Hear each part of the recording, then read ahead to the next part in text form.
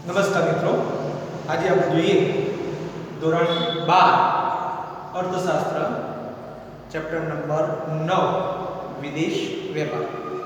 મિત્રો, આપણે જાણીએ છીએ કે વેપાર કોને કહેવાય અને એનાથી આગળ વિદેશ વેપાર કોને કહેવાય એની આજે આપણે સમજૂતી મેળવીશું.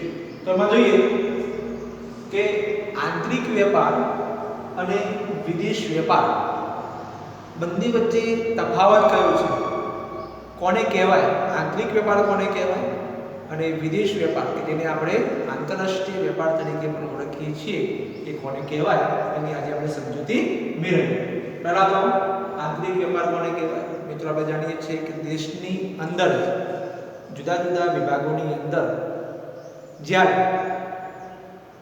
વેપાર થતો હોય એવા વેપારને આપણે આંતરિક વેપાર તરીકે આપણે ઓળખીએ છીએ.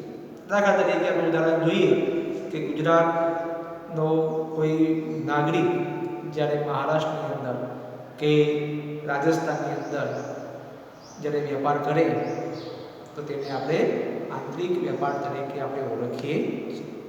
એટલે કે દેશની અંદર થતો જે વેપાર હોય, દેશની સીમામાં રહીને જ્યારે વેપાર કરવામાં આવે એને આપણે આંતરિક વેપાર તરીકે ઓળખીએ છીએ.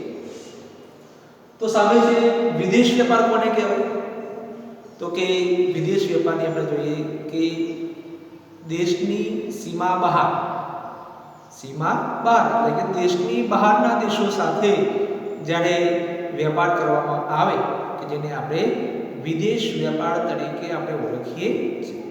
વિદેશ વેપારને બીજા શબ્દોમાં આંતરરાષ્ટ્રીય વેપાર તરીકે પણ આપણે ઓળખીએ છીએ.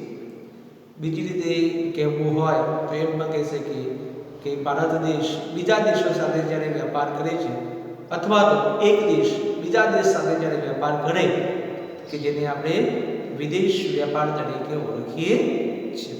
દાખલા તરીકે ઉદાહરણ આપણે લઈ શકીએ કે ભારત જ્યારે અમેરિકા સાથે કોઈ વેપાર કરે તો તેને આપણે વિદેશ વેપાર તરીકે ઓળખાવી શકીએ. તો આ થઈ આંતરિક અને વિદેશ વેપાર વચ્ચે જે તફાવત છે એની આપણે ચર્ચા કરી. ત્યારબાદ વિદેશ વેપાર શા માટે જરૂરી છે, શા માટે વિદેશ વેપાર થવો જોઈએ એની આપણે ચર્ચા કરી. એના માટેના કેટલાક અગત્યના કારણો આપેલા છે કે વિદેશ વેપાર માટેના કારણો. એમાં પહેલું કારણ છે દેશમાં ઉપલબ્ધ ઉત્પાદનના સાધનોમાં તફાવત. મિત્રો, આપણે જાણીએ છીએ કે ઉત્પાદનના સાધનો કયા છે તો કે જમીન, મૂડી, શ્રમ અને નિયોજન. દરેક દેશની અંદર ઉત્પાદનના સાધનો હોય છે પરંતુ એક સરખા હોતા નથી. ક્યાંય જમીન વધારે હોય, ક્યાંય પછી મૂડી વધારે હોય, કાં તો પછી નિયોજક વધારે હોય, કાં તો પછી શ્રમિકો વધારે હોય, એક સરખા હોતા નથી. ત્યારે ઉત્પાદનના સાધનો એક સરખા ન હોવાના કારણે જે પણ ચીજ વસ્તુનું ઉત્પાદન કરવાનું થાય એ ઉત્પાદન કરવા માટે જરૂરી ઉત્પાદનના સાધનો ન હોય ત્યારે તે દેશ ચીજ વસ્તુઓ અને સેવાઓનું ઉત્પાદન કરી શકતો નથી. એટલા માટે જે વસ્તુનું ઉત્પાદન કરવાનું થાય એ વસ્તુ માટે જે ઉત્પાદનના સાધનોની જરૂરિયાત હોય એ જરૂરિયાત અન્ય દેશો પાસેથી આયાત કરી શકે. ક્યારે કરી શકે? જ્યારે વિદેશ વેપાર હોય ત્યારે. તો આપણે પહેલું કારણ યાદ રાખીશું કે ઉત્પાદનના સાધનો અપૂરતા હોય અથવા તો ન હોય તેવા સમયે કોઈ દેશ બીજા દેશ પાસેથી જરૂરિયાતના ઉત્પાદનના સાધનોની આયાત કરી શકે તે માટે વિદેશ વેપાર જરૂરી છે. બીજું છે ઉત્પાદન ખર્ચ. મિત્રો, આપણે જાણીએ છીએ કે કોઈ પણ વસ્તુનું ઉત્પાદન કરવું હોય તો એના માટે ખર્ચ કરવો પડે. પરંતુ કોઈ દેશની અંદર ઉત્પાદન ખર્ચ ઓછું આવે અને કોઈ દેશની અંદર ઉત્પાદન ખર્ચ વધુ આવે છે. એ માટેનું કારણ આપણે જોઈએ તો કોઈ પણ દેશ જ્યારે ઉત્પાદન કરતો હોય ત્યારે એના માટે જરૂરી ઉત્પાદનના સાધનો તેની પાસે ન હોવાના કારણે એ અન્ય દેશ પાસેથી મેળવે છે, અથવા તો જે વસ્તુનું ઉત્પાદન કરવાનું હોય એ વસ્તુનું ઉત્પાદન ખર્ચ વધુ આવે છે. ઉત્પાદન ખર્ચ કેવું આવશે? તો કે વધુ આવશે. શા માટે વધુ આવશે? કારણ કે તેની પાસે જરૂરિયાતને જ્યારે ઉત્પાદનના જે સાધનો હોય એ સાધનો ઓછા હોય અથવા તો ઓછા પ્રમાણમાં હોય ત્યારે એ દેશમાં એ વસ્તુનું ઉત્પાદન કરવા માટેનું જે ઉત્પાદન ખર્ચ હોય એ ખર્ચ ઓછો આવે અથવા તો વધુ આવે છે. તો જો વિદેશ વેપાર કરવામાં આવે, જો વિદેશ વેપાર હોય તો જે વસ્તુના ઉત્પાદન ખર્ચ વધુ હોય એ વસ્તુ બીજા દેશમાં જો આયાત કરવામાં આવે તો એ વસ્તુ એ દેશ માટે કેવી બને છે? તો કે સસ્તી બને છે. અને તે માટે વિદેશ વેપાર હોવો જોઈએ. બીજી વસ્તુ છે ટેકનોલોજીકલ પ્રગતિ.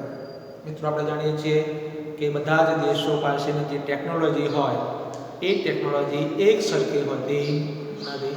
કોઈ દેશ ટેકનોલોજીની પ્રગતિ ન કરી શકતો હોય અથવા તો કોઈ દેશ પાસે જે ટેકનોલોજી હોય એ ટેકનોલોજી વધારે હોય અથવા તો એ ટેકનોલોજીમાં માહિર હોય. દાખલા તરીકે જાપાનની આપણે વાત કરી શકીએ કે જાપાનની અંદર ટેકનોલોજીમાં જાપાન દેશ કેવો છે? તો કે આગળ પડતો.